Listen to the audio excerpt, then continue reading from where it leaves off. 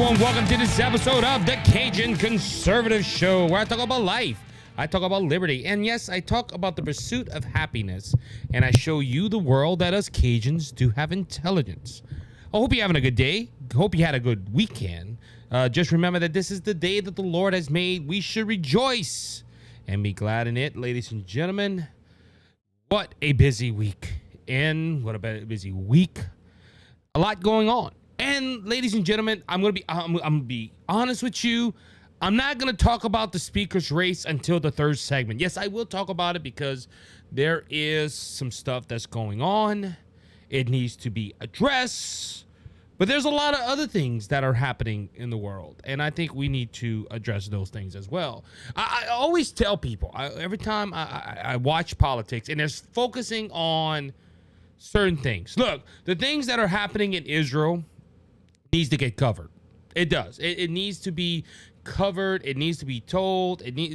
Especially the show. And I know there's some pro-Hamas protesters out there that go into the Capitol, and they don't call that an insurrection, but they go into the Capitol and they talk about how poor Palestinians and poor Hamas.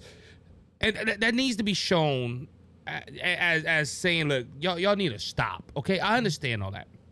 I also understand with the speaker stuff, it needs to be told, but I always tell people, going back to my original point, when something is when the news media is covering everything under the sun, or they focus on one main story, I always have that question: what is going on in the background? Because, ladies and gentlemen, you cannot trust our government, unfortunately, left or right. And this is the whole thing. This is why I do what I do. I come on this podcast, and I try to find stories that they're not talking about, because you, the American people, need to hear those stories. And ladies and gentlemen, there's a lot of good companies doing this, but I know I'm one small pea in a big pot. But hopefully one day I'll be doing this full time and you can hear me every day. But right now it's twice a week. I have a busy schedule. But anyway, with that being said, let's dive into our stories today, ladies and gentlemen. At this time of this recording, and I know some people might listen to this 3 days, 4 days, maybe 2 months, a year after the original show dropped, which would drop on Monday and we drop on Thursdays of every week. We try to, at least. And ladies and gentlemen, at the time of this recording, the U.S. debt is sitting at a whopping $33.65 trillion. Now, you might ask me, Isaac, where did you get that? Well, I Googled it. And the Treasury Department backs up my claim of the U.S. debt sitting at $33.65 trillion. Ladies and gentlemen, that's a lot. And now look, I'm not going to place all the blame on President Joe Biden. Unfortunately, President Trump, President Obama, President Bush have a lot to, you have to place the blame on them as well. And look, I'm a big Trump guy. I like Trump. He's not my number one candidate for this cycle, but his policies worked. Okay, I'm just gonna be straight up right there. It worked. But Trump spent a lot of money. Now, a lot of it was COVID related. You had a lot of things that were, that played into Trump spending a lot of money. His stimulus package, I did not agree with. You had a lot of things that went into that debt reaching where it's at now. Now, the current President Joe Biden, has used the credit card for the American people more than any other president, in my humble opinion. But $33.65 trillion, it's a lot. And ladies and gentlemen, this is one of the reasons why we don't have a speaker, is because the conservative wing of the congressional legislation was tired of spending money, and the Democrats kept wanting to spend it, and Republicans, let's make a deal. And now the conservative party, we're in a situation. I know I said I was going to talk about it later on. We will. But sitting at a whopping $33.65 trillion. And ladies and gentlemen, it is overwhelming. to see our country in that much debt. That means my children, their children, which will be my grandchildren, are already in debt, and probably their children are already in debt, and it's just going to keep on climbing. Why am I bringing out the national debt? Because, ladies and gentlemen, the president for a while now has been worried about Ukraine, and he has been asking Congress to go ahead and put in an aid package for Ukraine, to go ahead and get more money for Ukraine. And Congress, to Kevin McCarthy's credit and others, have been stonewalling the president. Well, since the president has been asking and started asking for more money for Ukraine, and Congress has been stonewalling him, another war has broken out between a true ally, Israel. And ladies and gentlemen, Israel needs help. Now, as Americans, and there are allies in the Middle East, we have stepped out and helped them. And I'm happy. Look, I support us giving more money to Israel than Ukraine. Now, I can hear some of you that are on the left that listen to this show. You're going to tell me, well, why? Is that because you're a friend of Israel? You're a conservative and you think we should spend? No, because they are our true allies. I'm not trying to say Ukraine isn't our ally, but come on. They are not part of NATO. We have not made a treaty with them. We in this war, we support them for their freedom. We will say that, but they're not truly our ally. And on top of this, we have spent billions of dollars in Ukraine already. But going back, Israel is in a conflict. They need our help. They are our ally. We have been sending humanitarian aid to Gaza. We have been doing our part as the world's police to say, listen, this war is going on, but we're going to protect our friends Israel. We're going to help the civilians in Gaza. We're not going to help Hamas. There is checkpoints and protocols to make sure that Hamas does not get the humanitarian aid that we're sending to Gaza. Okay? Now, will it still fall into Hamas's hands? I hope not, but with this government, the way they botch up everything, I don't know. I'm going to be honest. I don't know. So, you have to wonder. But going back to why I'm talking about the national debt. President Biden has seen an opportunity to spend more money. A whole whopping $106 billion. And ladies and gentlemen, wait, what's going on? Why? So why is he asking for this money? Well, it's for, and get this, the wars and the border.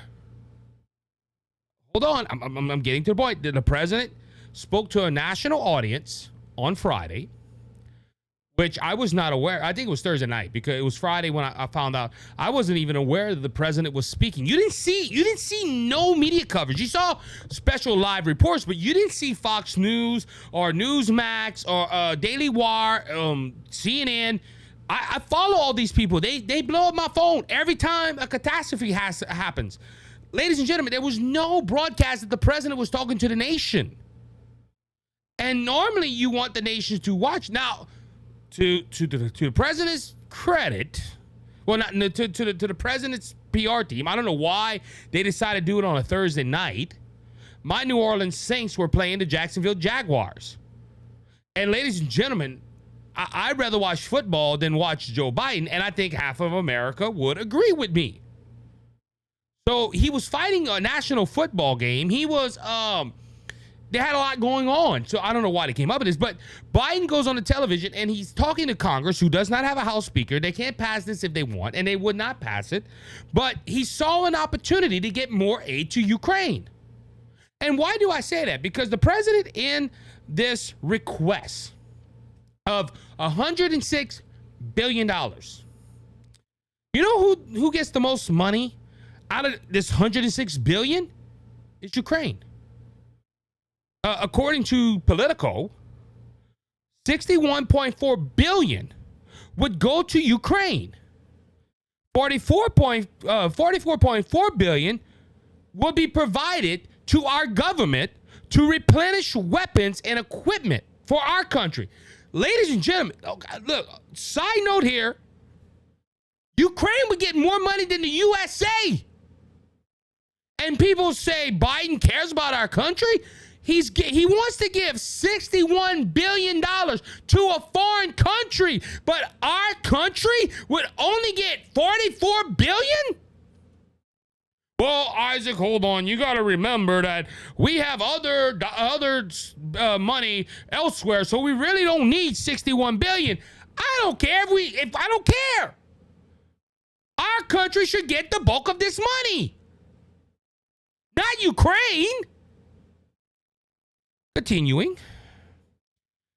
And it would replenish weapons. And the administration was also asking, according to Biden, he needed $14.3 billion for Israel.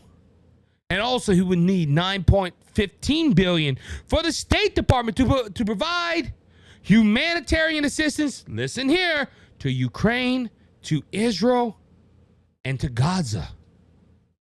Ladies and gentlemen, what's up with this president? What's up with this president? Now listen here though. That $9.15 billion, I'm just thinking about it. Oh no, wait, hold on. Let me see how much he wanted for the border. That'd probably be a town hall, because town hall did an excellent article on why this Oval Office address didn't go well. Let's see. I'm trying to see how much it was. Could they have the numbers too?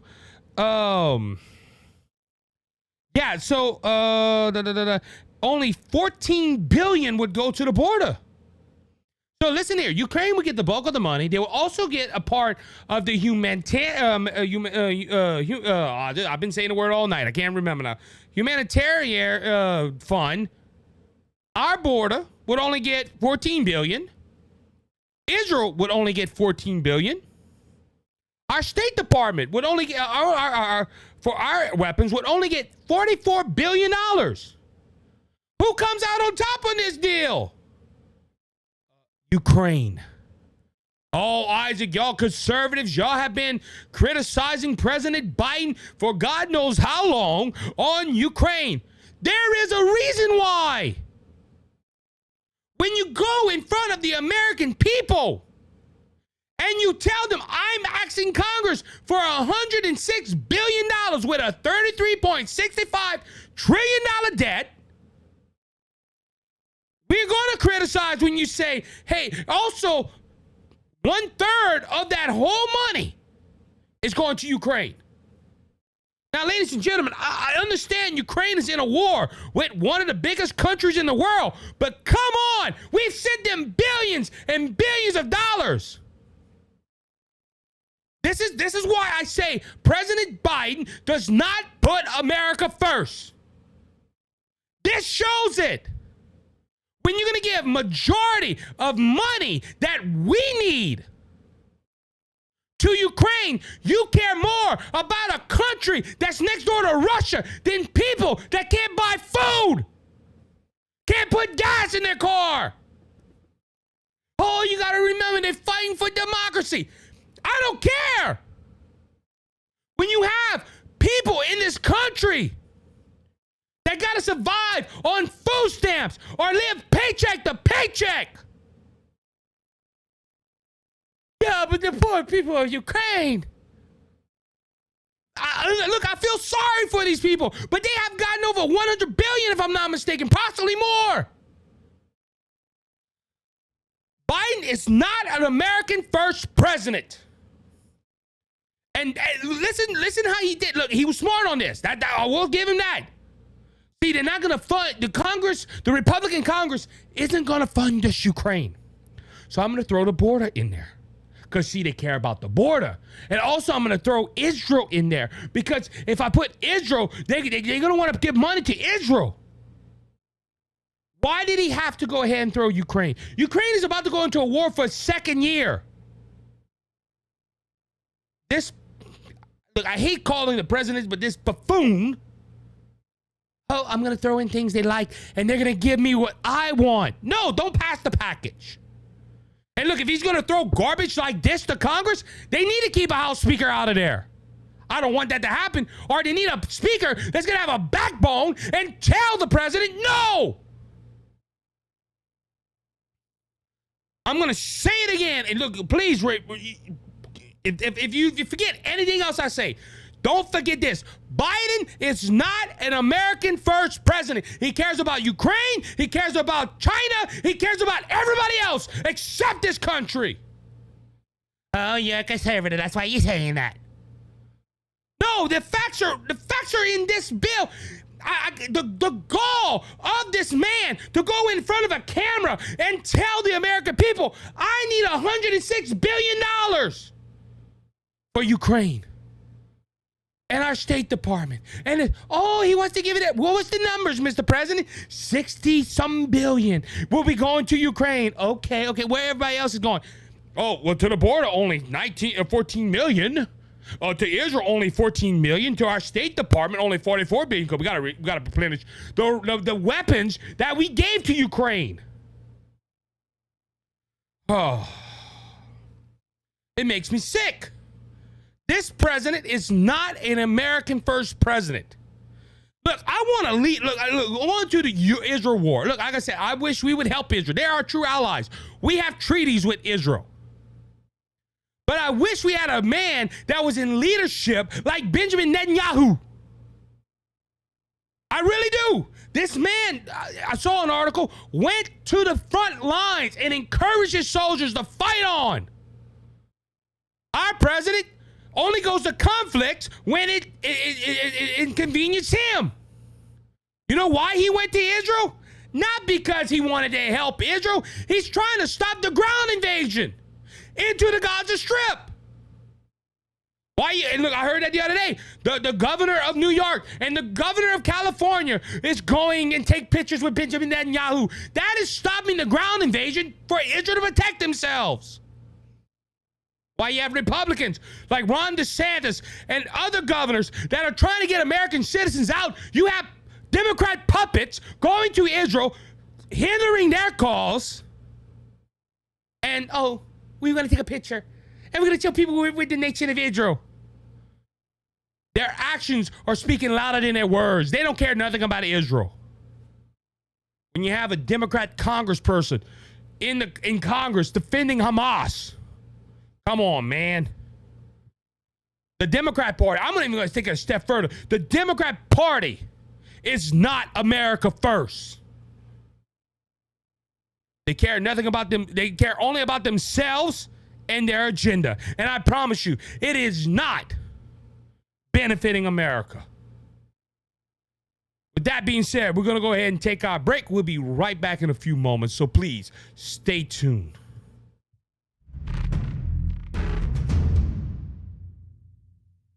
How you doing, everyone? Isaac Hayes here.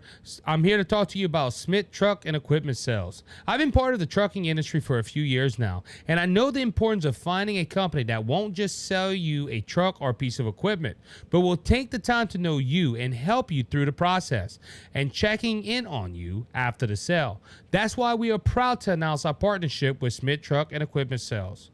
Smith Truck and Equipment Sales is a family-owned and operated pre-owned truck and trailer dealership in Lafayette, Louisiana, who have been serving Acadiana for over 40 years. They offer full service, parts and accessories, and financing.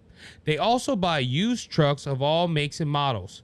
You can visit Monday through Friday from 7:30 to 5 at their location at 3010 Northeast Evangeline Thruway, or visit their website, SmithTruckSales.com. You can also give them a call at 337-234-0557 and let their friendly and experienced staff take care of all your truck and trailer needs. Smith Truck and Equipment Sales. Tell them the Cajun Conservative sent you. Cleansed and made us whole. Not one hub, not one soul. Oh, after a segment like that, ladies and gentlemen, I have to drink a Diet Coca-Cola. I got to drink a beverage, something. I don't drink alcohol. Woo! Sometimes it amazes me how hot I can get. Ladies and gentlemen, I'm just... Let me cool down. I just don't understand some in America. I really don't, because, ladies and gentlemen, some people will hear me talk like this and say, oh, you take politics way too serious. No, every red-blooded American should be hot about the topic I just talked about. A president that has done more work for Ukraine than he has done the American people. And look, like I said, I know Ukraine's in a war, but it's packages like this. He shows me what is he focusing on. And look, I understand you're the president of the United States. You're a beacon for freedom. I understand that. But America should be first. Not Ukraine, not China. America needs to be first. And ladies and gentlemen, I'm flabbergasted. I am. And look, on this note, and before we get to my next topic, a president's TV address should be iconic. Right off the back, I'm thinking of Ronald Reagan. Ronald Reagan did some iconic, very iconic TV addresses. He did. I think it was Gerald Ford. The prime example of Gerald Ford saying he was pardoning Richard Nixon. That is iconic. That ladies and gentlemen, like I said, the president of the United States announced he's going on television. Everybody has it. Like I said, people rather watch the New Orleans Saints and the Jacksonville Jaguars. And look, I'm a fan. I'm a fan of the New Orleans Saints. They stink right now, but I'm a fan of New Orleans. I didn't even hear, like I said, I didn't hear about the president's speech until that Friday afternoon. People are not interested in this president. Why? Because he is America's last president. And you know what's funny? I wasn't planning on talking about this, but I will bring this out. There was a poll that said that Donald Trump and President Biden's neck and neck. I believe that more than I believe that the moon is made of green cheese.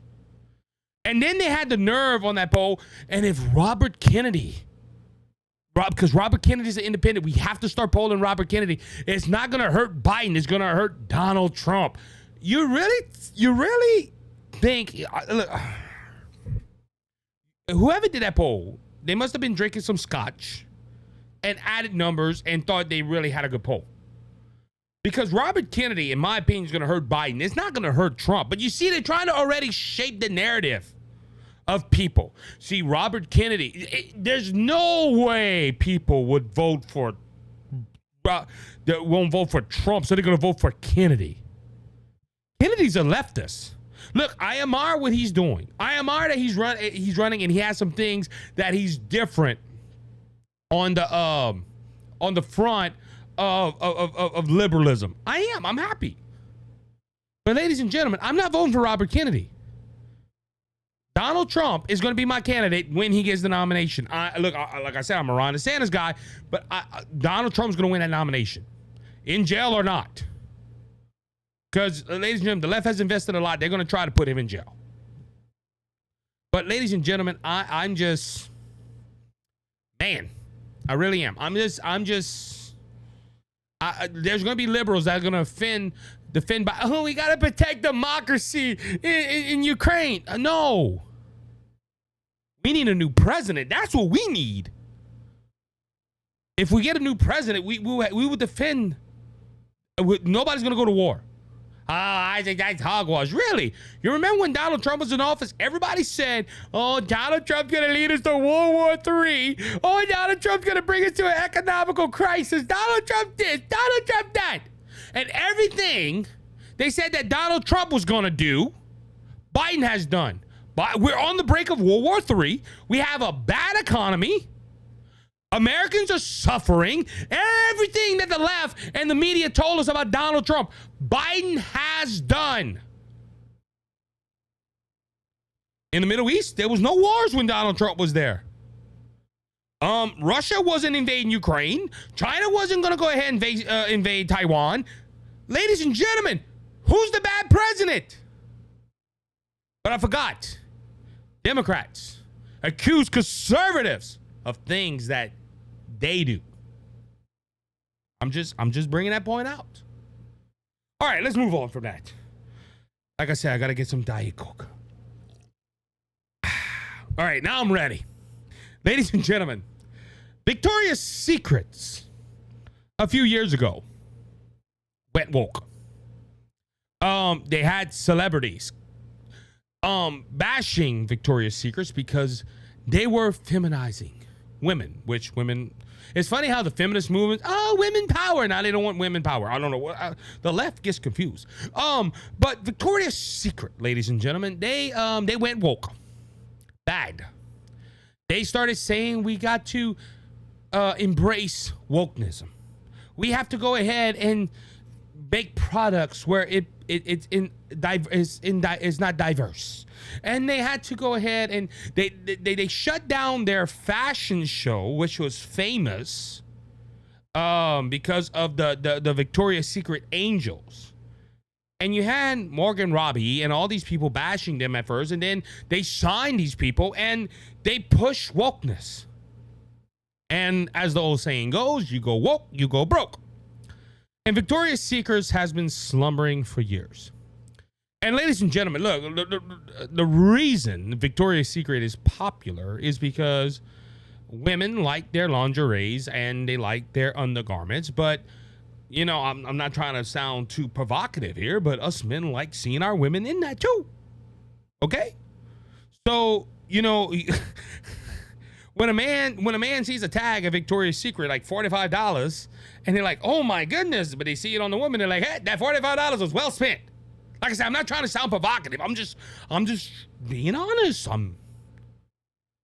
But when a company goes woke like that, hey, honey, that's that $45. It ain't going to them. You can go anywhere else, but not to Victoria's Secret. And it plummeted. And they were trying to get into more of other stuff. Well, this week we get an article from the Daily Wire. And it's titled, Victoria's Secret's head says brand going back to sexist after woke push equals sales plummet.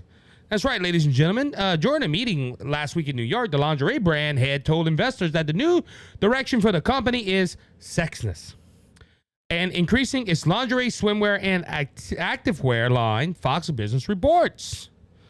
Sexiness can be exclusive, Union says, the head of Victoria's Secret. Sexiness can be celebrated and diverse experience of all our customers, and that's what we want to focus on. No, you want to focus on sales. See, you went woke, you lost money, and now you're going to, we're going to sexualize women again because it makes money. Because, like I said, all the reasons I just said, some women like fashion and women like looking good in undergarments or swimwear or activewear, whatever one you want to call. And some men like seeing women in that. I'm married, so I'm going to use that. I like me and my wife. Hey, my wife wears something, something that I can only see. That's what Victoria's Secret brand is on. Women wanting to look sexual in some garments and men lusting or some husbands enjoying their wives in that type of stuff. That's what made Victoria's Secret popular. So when they went to, hey, it's wokeness, we're going to go to wokeness, conservative men and women said, we're not buying there. Sales plummet. And guess what? We need a change. Let's not focus on wokeness no more. Let's focus on sexuality. Now, ladies and gentlemen, I would really love to ask the heads of Victoria's Secrets, what is a woman?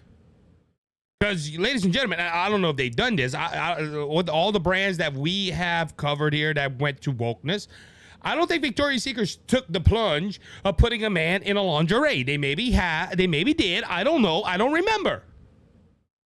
And if they did, it probably was very disgusting. But ladies and gentlemen, Victoria's Secret is starting to realize, hey, this woke crap ain't working for sales. And look, they can learn from Bud Light. Look, prime example, my brother-in-law, he drinks. And my brother-in-law used to love Budweiser. He don't drink nothing of Budweiser no more. He rather drink conservative beer. Now, I don't drink, so it don't bother me.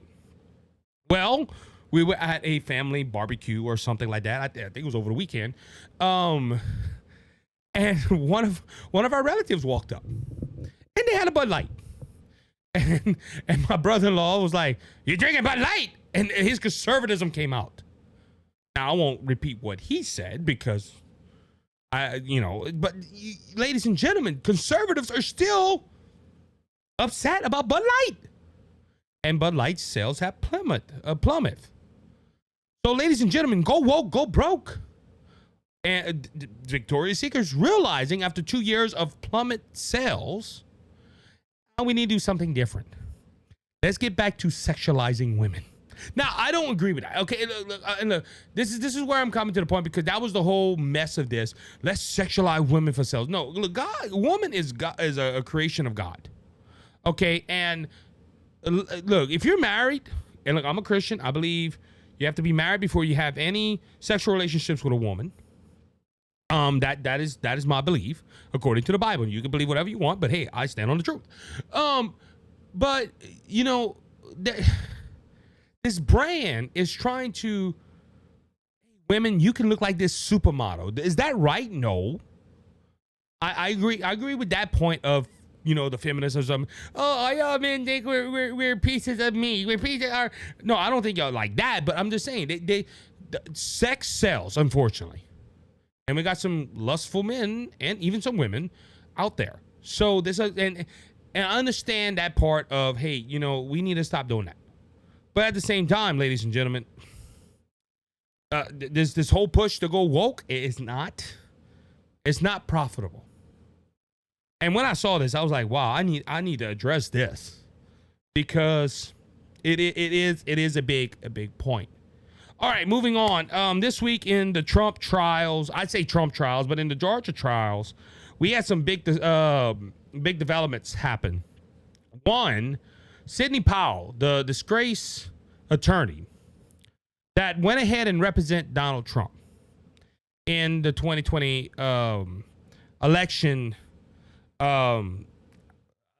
claims of that it was falsified, went ahead and pleaded guilty this week, ladies and gentlemen, and she was charged with 2 counts of felonies. They brought it down in her plea deal, 6 misdemeanors. She has to pay some money, $2,700 restitution to Georgia. She's required to pay $6,000 in fine. She has a probation of 6 years. That was her plea deal. Now, there were some that even with the plea deal, they was trying to go ahead and asked for jail time. I don't think that happened. I wouldn't have took a plea deal if it involved time like that. But as I said, she pleaded guilty to 6 misdemeanors. Now, she ain't the only one. They also had a few others. Mr. Kenneth, there we go. Kenneth Chesbro, a co-defendant in the former President Trump's Georgia 2020 election case, took a plea deal on Friday. And there was also another. So there was 3 defendants that took plea deals. They all went down to misdemeanors. Now, what does all the plea deal have in part? Do that mean they testify against Donald Trump? I don't know all that. We're gonna have to see. But ladies and gentlemen, this is a big blow to President Trump, in my humble opinion, because Donald Trump has claimed that the 2020 election was falsified. And he believes he won. It even goes to a point that I think it was Sunday, and ABC reported that, and other news outlets did as well, that Donald Trump is trying to distance himself now from Sidney Powell, and she said he was never his attorney. But there's a big problem with that, because if you go back to 2020, he made it clear that Sidney Powell and Rudy Giuliani was his attorneys. So, ladies and gentlemen, look, I'm not trying to say Donald Trump's wrong. I'm not trying to say the jury's wrong. I'm just trying to give you the facts right here, ladies and gentlemen. This is not good for his case. And the reason I say it's not good for his case, because Sidney Powell, out of all people, was one that was really pushing his view on the election. Mike Lindell, all these people, they were pushing the narrative for 2020. Now that she's saying a plea deal, we have to ask the question. Well, first off, what is contained in all this plea deal? What she has to do besides what's reported from Daily Caller and Politico, because those are the two papers I quoted from. And what is did Donald Trump lie about 2020? Now, a lot of people might not act like me asking that question, but it has to be asked because I'm a person that looks at both sides of the issue, ladies and gentlemen. I have strong feelings about the 2020 election. I do. I'm not. The way that the election was handled that year was very suspicious. It was also, they had a lot of things going on. They had a lot of, like with the mail-in ballots and stuff. I disagree with all that, and I have strong feelings about the 2020 election.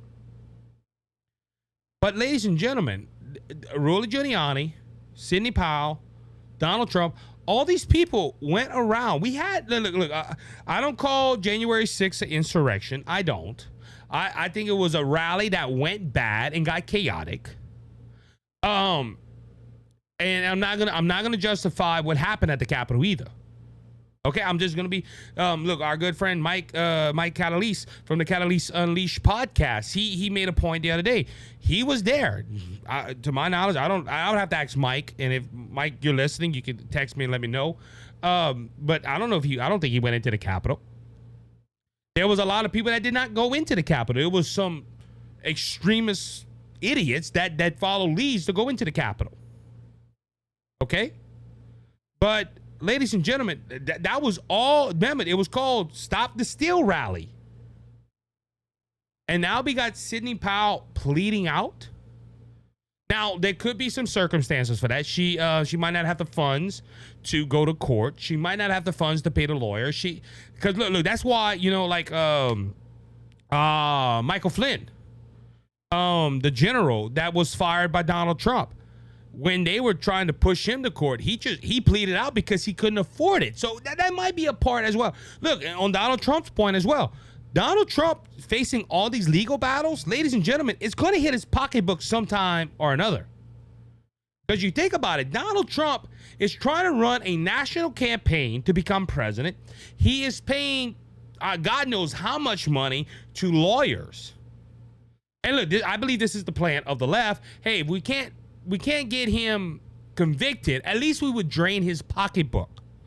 Because they don't like what he did the first time becoming president, and they were like, "Oh no, he's not part of the establishment, and he's not paid by nobody." Guess what? We're gonna have to move him out of the way. So, ladies and gentlemen, that's going on here. But like I said, look, I haven't saw too much report. There is some by ABC and all. Where what does this mean for Donald Trump? Me personally, I don't see it look good, because when you start having people pleading out like this and pleading guilty to a few things, this can go back on to when Donald Trump goes to Georgia and face this trial, and they tell him, hey, well, Sidney Powell, this one, that one, and probably whoever else pleads out, they pleaded guilty to these crimes, and Donald Trump saying he don't know nothing about it. Well, these people plead guilty. Ladies and gentlemen, this is a sticky situation. And when I saw this, I thought it was big news. Wow, Sidney Powell pleading guilty to this. And we're going to have to see what happens. And ladies and gentlemen, and look, I get this because I know a lot of people that listen to this, you're Trump supporters. And look, I don't bash you for that. You can go ahead. I support Trump. All right, I do. I like his policies. I think he does good. Like I said, I think DeSantis will be the next best thing. But ladies and gentlemen, I'm not going to sit behind this microphone and say, oh, Trump is no problem. This is a problem. And going back to what I was about to say, I never met him, but I've listened to Rush Limbaugh for years. And Rush Limbaugh was a realist. And that's how I want to do this show. I want to go ahead and be real with you. And I give you my opinion. Now, you can go ahead in the comments of this video or of this podcast, wherever one you're listening on, and you can comment and give me your opinion. And ladies and gentlemen, we'll have to see how this plays. I just don't see how this looks good for Donald Trump. And ladies and gentlemen, we're just going to have to see. Because do I think a lot of these trials are politically motivated? Absolutely. They're trying to stop Donald Trump. And look, Trump's fortunate. Trump got millions of dollars coming into him through his campaign to fund his campaign. He got millions and millions of investments so he can pay for lawyers. Unfortunately, Sidney Powell and even like Mike Lindell, poor Mike Lindell is trying to survive on a company and they're suing him. And ladies and gentlemen, it's sad, and it's all because of a belief. Okay, and look, I understand they went through trial. They're facing political stuff. They believe that the 2020 election, they don't believe Biden won it. Look, you can believe that. You have the right in America to do that. But going to defamation trials and stuff like that, this is a whole nother ball game, and I don't think they could survive the bills. That's probably one reason why she pleaded out, and possibly more. So with that being said, we're gonna go ahead and take a break. We'll be right back in a few moments, so please stay tuned.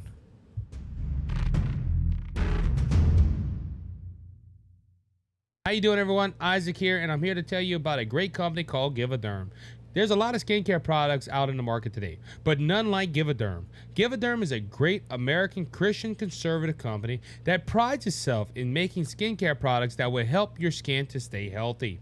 Not like other skincare products that have toxins and chemicals that can hurt your skin. Do you know what goes on your skin is in your bloodstream in 30 seconds? So you want to be careful what you put on your body. That's why Give-A-Derm products are made with all natural ingredients to keep your skin healthy. My family has used Give-A-Derm products, and we love it because it works. If you would like to try Give-A-Derm and experience this great American-made product, go into the description of this episode. There you'll find a link to Give-A-Derm and see what they have to offer you. At checkout, use the promo code BGSmedia10 to get 10% off your product. Thanks, guys.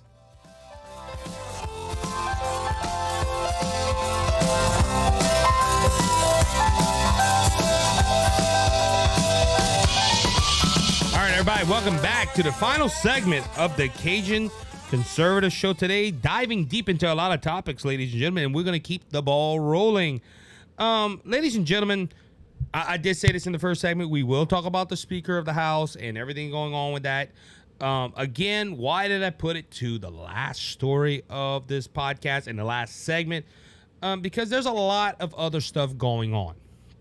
And I feel we need to go ahead and talk about these things. And one of these things is that James Comey, chairman of the House Oversight Committee, did something this Friday. And as we know, before we start talking about, there is no House Speaker. There's a lot of things going on with that. And apparently they are continuing to investigate even without a House Speaker, which is a good thing. But majority of the investigations are not, they're not happening because of the vacancy of the House Speaker. Congress is literally shut down until a House Speaker is selected. Now, the pro temp can do some things, but it's like real emergency stuff.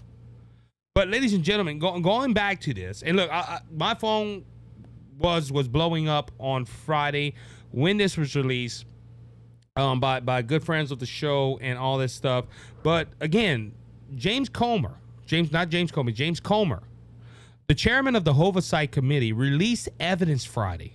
This is according to the Daily Caller, that showed Joe Biden took a payment from his brother, James Biden, one of his sons, Hunter Biden's business partners. Comer posted a video on X laying out a $200,000 payment Joe Biden received from his brother in 2018. Now, this is before he was president of the United States. This is when he wasn't even a president at this time. He wasn't even in office, because you got to realize Donald Trump took office in 2016. The Bidens went out with the Obamas, so he wasn't president at this time. But this does play significance because you remember Biden made the claim, I didn't know nothing about Hunter Biden's business dealings. I didn't know nothing about this, or I didn't know nothing about that. And ladies and gentlemen, it's starting to come back and bite him in the rear end, because if this is true, because we will say that it's alleged, but Comer believes there's evidence. And he said the same day a distressed rural hospital operator wired $200,000 to James Biden and his wife Sarah Biden's bank account. While still digging into the evidence subpoenaed from bank account belongings to Hunter Biden and the son of President Joe Biden and James and Sarah Biden, the brother and sister-in-law of the president, Comer said at the beginning of the video, bank records obtained by the House Committee on Oversight have revealed a $200,000 direct payment from James and Sarah Biden to Joe Biden in the form of a personal check. He continued, and this is what Comer's saying. In 2018, James Biden received $600,000 in loans from Americo, a financial distress and failure rural hospital operator.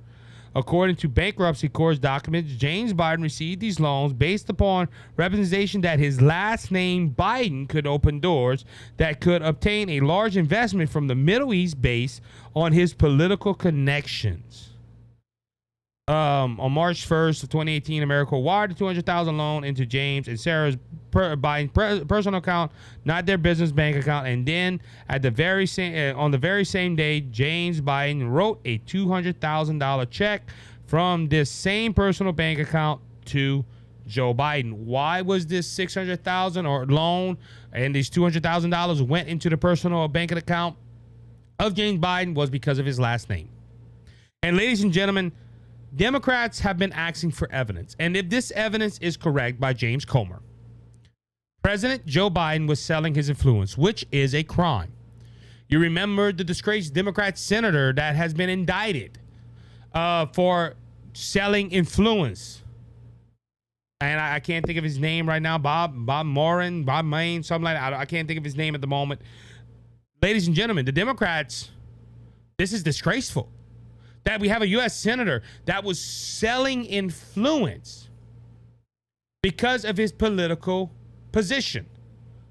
Well, ladies and gentlemen, if this evidence is true, James Biden paid Joe Biden $200,000 for his political position.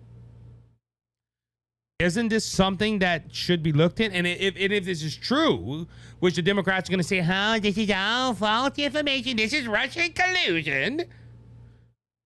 If they said that the disgraced senator needed to resign, well, then why don't President Biden resign? Because he did the exact same thing. Now, granted, President Joe Biden was not president at the time. We have to give that argument.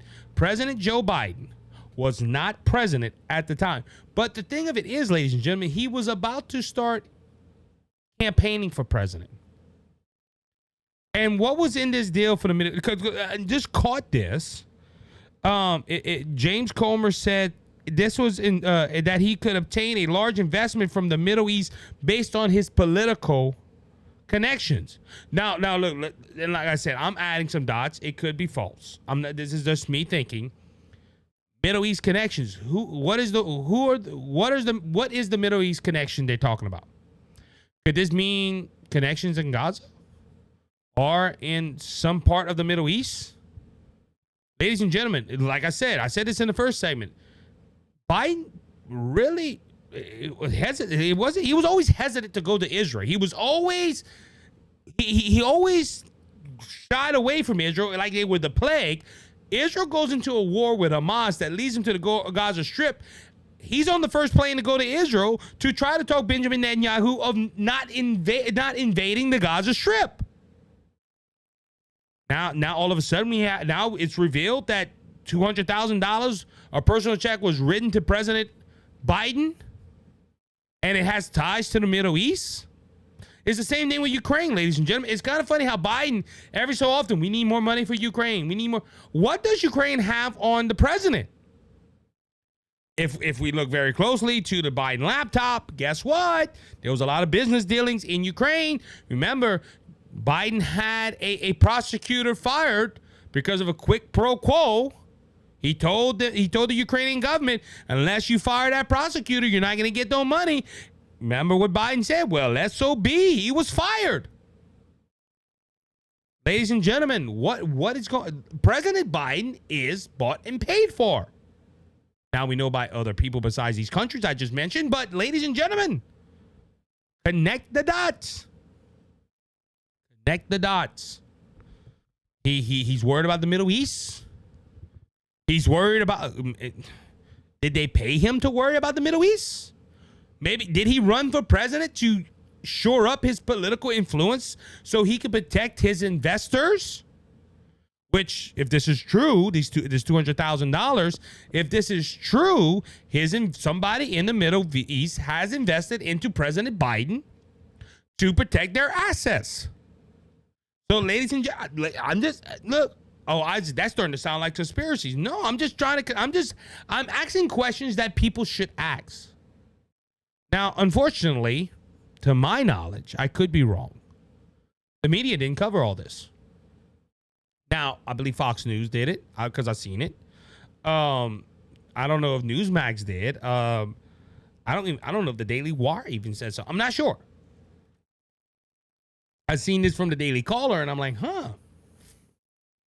this is big story. This is a big story, but you're not hearing it all over the place.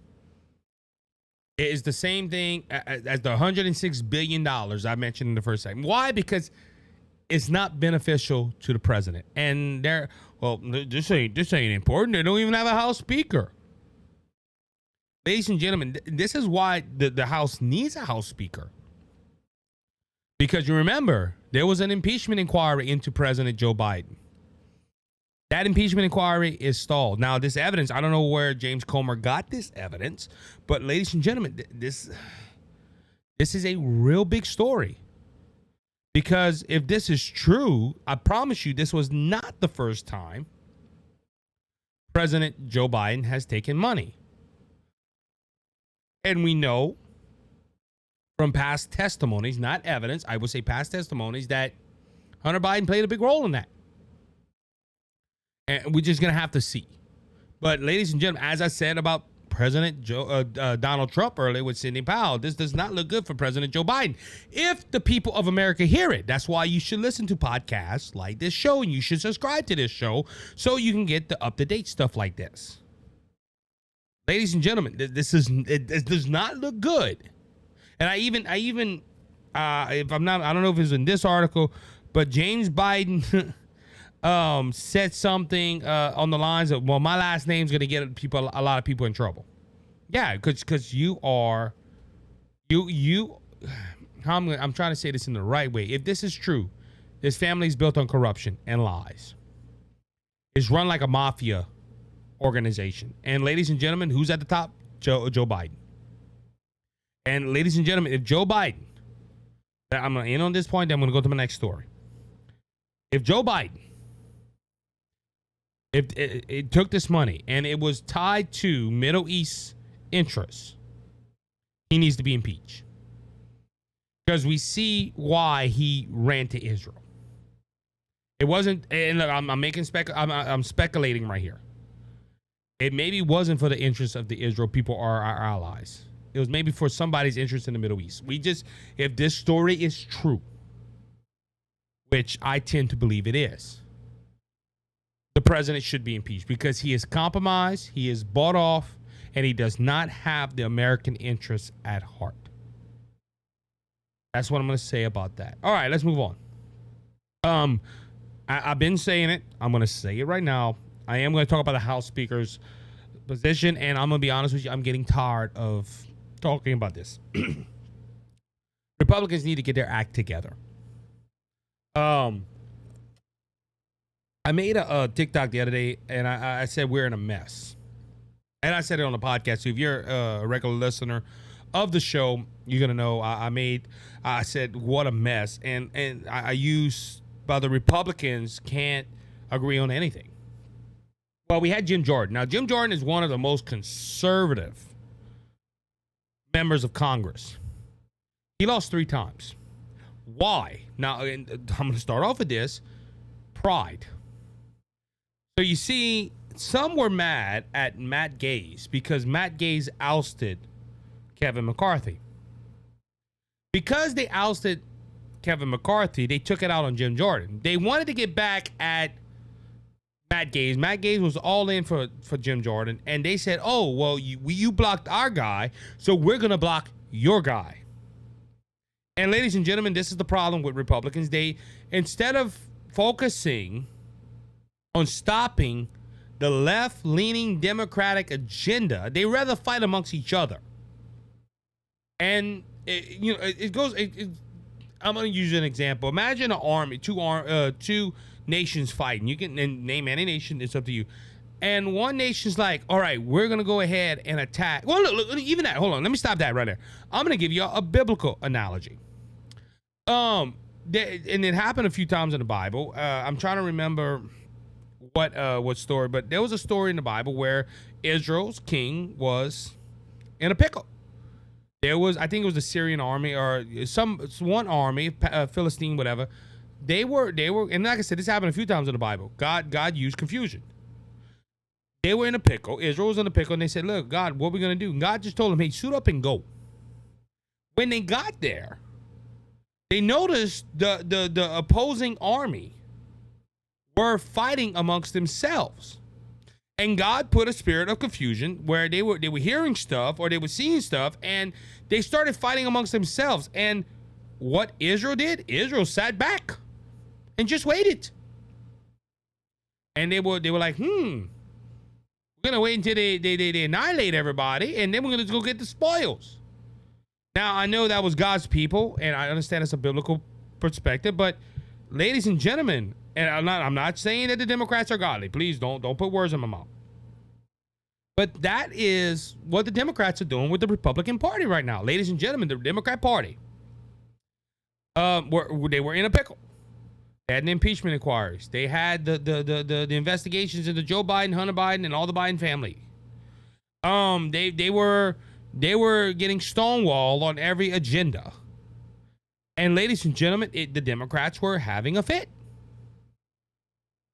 But then you have this circumstance where Matt Gaetz gets his cassons on a bunch.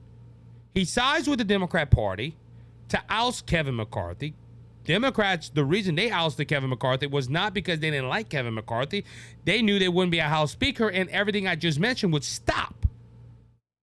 Now, they would pay because of budgets and stuff like that. We're still about to go into a government recession, government shutdown, and the Democrats can blame the Republicans for that. But they went ahead, and the Democrats are sitting on the side. Matt Gaetz started doing this, and now the Republicans are not focusing on stopping the left-leaning agenda and saving this country. No, they're fighting amongst themselves to put a House Speaker. And you have the Democrat Party just sitting down, waiting. When it's done, we're going to take the spoils. And they're already trying to take the spoils. They're already all over the news. The Republicans are dysfunctional. The Republicans are divided. And they're right. I cannot stand behind this microphone and say they're not. The Republican Party is divided. And like I said, this is why nobody voted for Jim Jordan. There was some stupid Republicans, and I'm going to call them that said, we're going to vote for him in the first round, but then to go to the second round, we're not going to do it. Well, he failed. You have some stupid idiots still trying to vote for Scalise and McCarthy, and Scalise and McCarthy is backing Jim Jordan. Now, after this, though, Jim Jordan has stepped out, and rightfully so. He lost more. It was 4. Then it was 20. Then the last one was 25 votes against him. All right, and ladies and gentlemen, that don't look good. But now we're going into a new week. Now, look, we still don't have a House Speaker, which means we're about to go into the third week of essentially a government shutdown. So if Matt Gaetz really wanted a shutdown, he got it.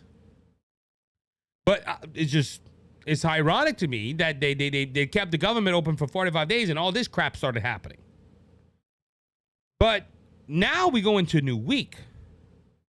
And multiple Republicans, according to the Daily Wire, threw their hat into the ring for Speaker.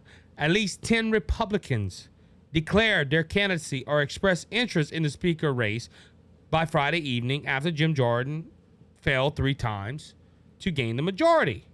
Ladies and gentlemen, 10 people? Now, look, I'm agreeing how the Republicans are trying to handle this. The Republicans are going into a back room and saying, hey, guys, let's hold a secret ballot. Whoever wins, we're going to go ahead and put him as House Speaker. And probably every doggone Republican said, yep, we're going to do that. Yep, that's a good idea. Yep, let's do that. And they get on that House floor and say, McCarthy, Scalise, this one, that one, Donald Duck, whatever. I don't care what name they throw out there. And like Jim Jordan's like, yo, all I don't know if they all agree. They probably had some people that, hey, he can, my guy can win. Jim Jordan's thinking, hey, I'm going to win this thing. But 10 people are starting. Ladies and gentlemen, the Republican Party, I'm starting to, it's hard to understand this party. Now, I'm going to quote my friend, Kelby Dago. He put out an X post the other day. And now he is part of the Republican PEC, the RPEC here. And he made a good point. He said, look, after I leave it, I'm probably going to leave the party because the Republicans are messing us up. And look, I am a diehard Republican. I love the Republican Party. But stuff like this, we're about to go into a third week without a speaker. And we have 10 Republicans that are showing interest. No, we need to get a speaker before other stuff happens. Like the Democrats figuring out a way to put Hakeem Jeffries. And I said this the other day. I stand by that statement. If Hakeem Jeffries become the House Speaker, Republicans shouldn't have won in 2018. No. Correction, 2022. What you mean, Isaac? Well, that was a victory. We went over 5 votes. We got the House, and we have. And look, I'm gonna call out everybody. Matt Gaetz and them other 8 people. They did wrong by ousting Kevin McCarthy.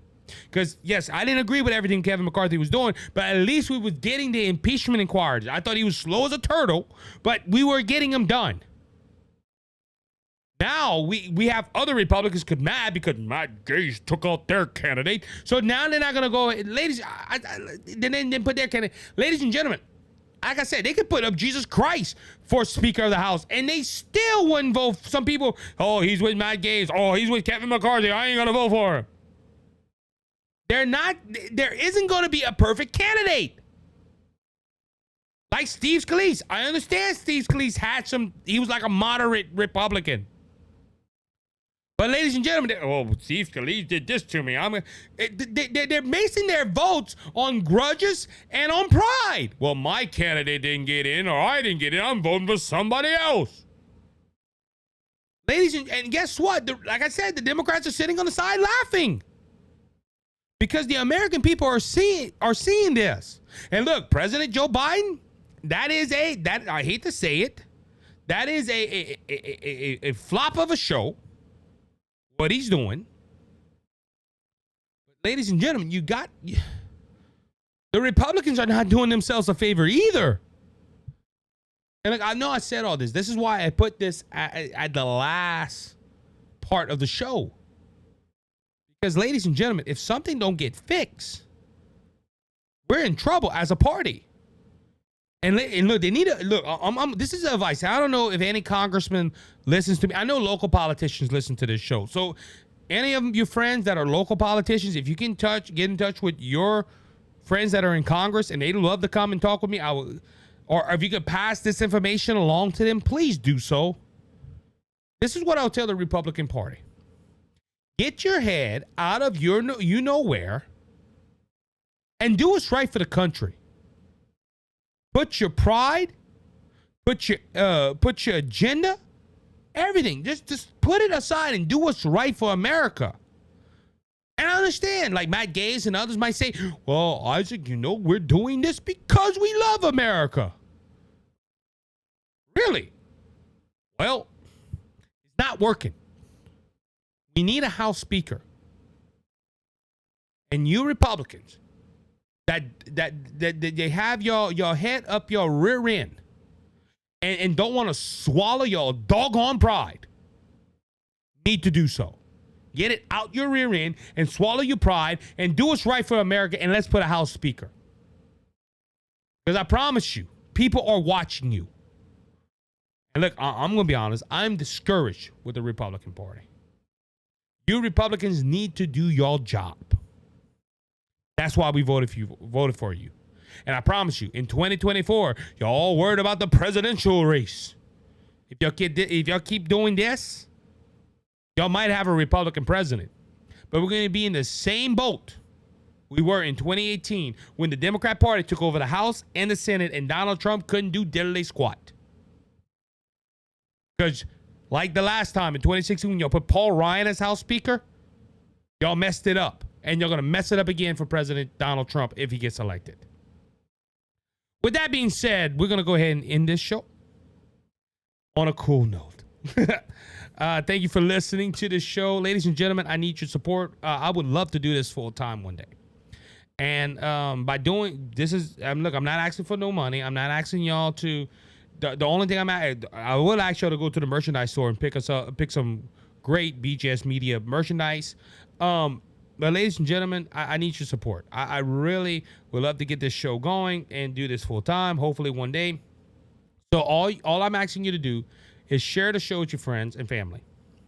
Post it on Facebook, post it on Twitter, post it on True Social, anywhere you have social media. Go ahead and I post to the website all the time. Take the web page and share it out with your friends and family. Second thing, hit the subscribe button. Hit the follow button, depending on the platform you're listening on or watching on. It would help out a great deal. And let's get these numbers up. Go to the Facebook page and like the Facebook page. Let's get that up as well.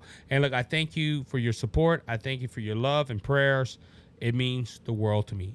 Thank you. I don't say it enough, but I will say it today. Thank you. I love you guys. So with that being said, if you want to go ahead and just remember that Jesus Christ is King and he's coming back soon. So don't be faint of heart, because Jesus has overcome the world. If you want to know Jesus, your Lord and Savior, reach out to me. I'll tell you how to make Jesus your Savior and heaven your home. Until next time, my friends, my family, you have a good one. Be blessed. And he